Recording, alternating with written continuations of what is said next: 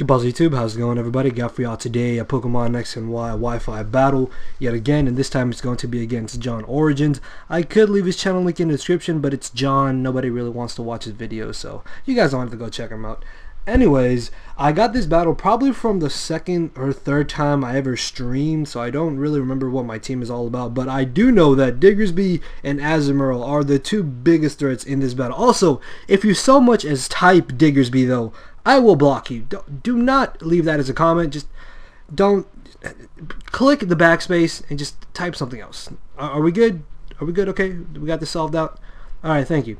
Anyways, my team is physically defensive fortress, modest salt vest Goodra, which I actually really like using because this thing is bulky as all hell. Focus Ash, Alakazam, Life Orb, Garchomp, Choice Bandit, Azumarill, and mixed Aegislash. Now looking at John's team, the biggest threat is going to be that Diggersby, because as you can see from my team, Diggersby literally destroys every single one of my Pokemon with his dual stab. So that thing is going to be major threat number one. Also, Zapdos could be a bit of a problem because I have to find out what kind of set it is. Then he has two potential Rapid Spinners, although I'm really positive that that's going to be Mega Blastoise, which I know is not a big threat whatsoever because as long as I have Goodra, I should be able to deal with it one-on-one.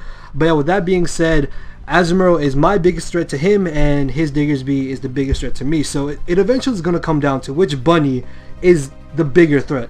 Anyways, I'm going to be leading off with my Fortress because I knew I could easily be able to get on my Stealth Rocks first turn, as he's going to be leading off with his Diggersby. And I'm thinking, okay, I'm max defense, max HP. I can easily take to get up my Stealth Rocks and a layer of Spikes. No, that did about 55 to like 60% to my Fortress, and that's a solid 2-hit KO, and I have nothing that wants to switch into this, so I really have no option but to just fodder off my Fortress, which sucks because now I lose my Rapid Spinner, and if he spins away my rocks, I'm not going to be able to get them up again because I do want to try to get their residual damage on the Zapdos. But this now allows me to get a free switch into my Azumarill, and I'm going to predict him to bring in either the Goodra, the Fortress, or the Blastoise, and I'm actually going to go for the superpower because if I went for Waterfall and he did bring in Goodra or Blastoise, that would have done nothing. But if I went for Play Rough and he brought in Fortress, that would have done nothing. So I knew in the end superpower was definitely the middle ground and better play in my opinion. As I get off a huge hit on the Blastoise, I don't want to risk my Azumarill being burned, so I'm going to make the safe switch into my Aegislash. Unfortunately, he does burn me, but as I said, this is the mixed Aegislash set, which means I am max special attack and I only have about 16 physical attack EVs, as I'm going to be able to easily knock him out with the Shadow Ball. He most likely wasn't expecting this because I believe this battle was around when a mixed Aegislash really wasn't that popular or common, so being able to get rid of Blastoise is really great, as he's going to bring back in the Diggersby, which much like before, I can't switch anything into this. This is just literally gonna destroy everything on my team and gets a free kill anytime it gets a free switch in, so I really have to find some way to combat this thing. But vice versa, my Azumarill does the exact same thing to his team, and what I'm gonna do this turn is actually go for the Waterfall, expecting him to bring in Fortress, predicting me to go for the Play Rough, predicting the Goodra to come in, and I am able to catch the incoming Fortress. And thanks to the rocks, this is going to be an easy 2-hit KO. Obviously not as strong as Earthquake from Diggersby, but the fact that I'm going to be able to get rid of his own Fortress is really great because now I don't have to worry about him possibly getting up Stealth Rocks, and he's not going to be able to spin away my Stealth Rocks, which is really great. So I do kind of have a bit of an advantage right now by having got my own rocks.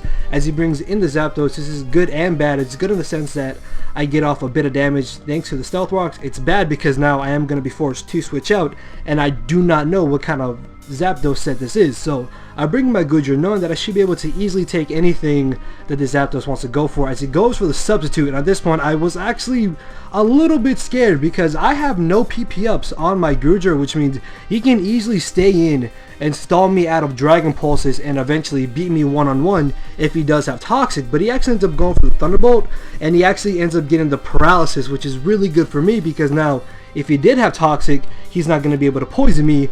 So it's good and bad, but in the end it's worse for me because he can, as I said, just keep substituting and roosting until eventually he stalls me out of Dragon Pulses.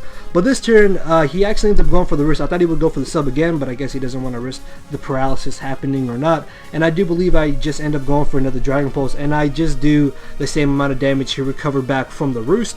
So I guess in the end, this is maybe gonna turn out good in my situation, but at the time I was thinking eventually he's gonna beat me one-on-one, but I really have no other option but to stay in and just keep going for Dragon Pulses. But this turn I actually go for the Sludge Bomb, predicting him to go for the roost and hoping that maybe I would be able to get the poison off, but he actually switches directly into his Tyranitar because I guess he didn't want to stall out or something, or he just thought it was going to be a losing effort considering the fact that he paralyzed me with the Thunderbolt and he wouldn't be able to poison me. So I catch the incoming Tyranitar, which is most likely his Mega Evolution, so I'm going to predict him to maybe just want to go for a Rock Slide, and I'm going to switch directly into my Garchomp, as it does turn out that he has Mega Tyranitar, which I believe this is actually the first time I ever faced Mega Tyranitar. So to be honest, I really didn't know what to expect. I thought he would actually go for the Dragon Dance, but on the options that he did Rock Slide, I knew my Garchomp would be able to easily take it. Even though I am now bulky, I do still resist the hit, and it turns out that I'm actually faster than him, which I was really not expecting.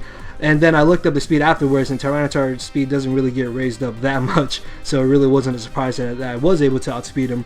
And I'm able to gear the Tyranitar, which is really great, as this turn is going to bring in the Zapdos, which is actually perfectly fine by me, because if it really comes down to it, I'm hoping that I will be able to win the speed type. But seeing that he had Substitute, I was very positive he was more of a bulky spread without any speed EV, so I knew I could easily just lock myself into Outrage and knock out the Zapdos. And with his Fortress gone, he doesn't have anything to resist my Outrages, so I get rid of the Zapdos as he brings in the Diggersby.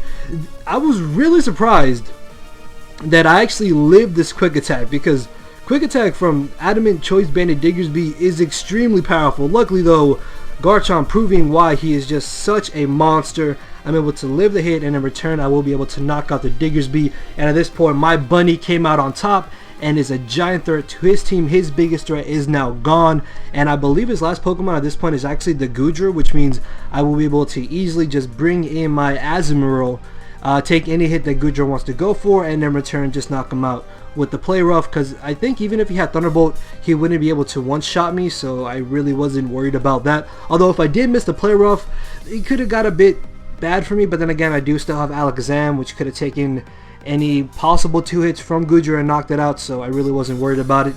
And yeah, he does just end up going for the Toxic, which means he was more of a specially defensive set, and I'm going to be able to clean knock him out with the Play Rough, and that's going to be the victory in my favor. So as you can see, Azumarill proven why he is the superior bunny, although Diggersby is definitely a giant ass threat too. Anyways, hope you guys enjoyed the battle. If you did, make sure to leave a like, leave a comment, subscribe to see more content, and with that, enjoy the rest of your night and enjoy the rest of your day.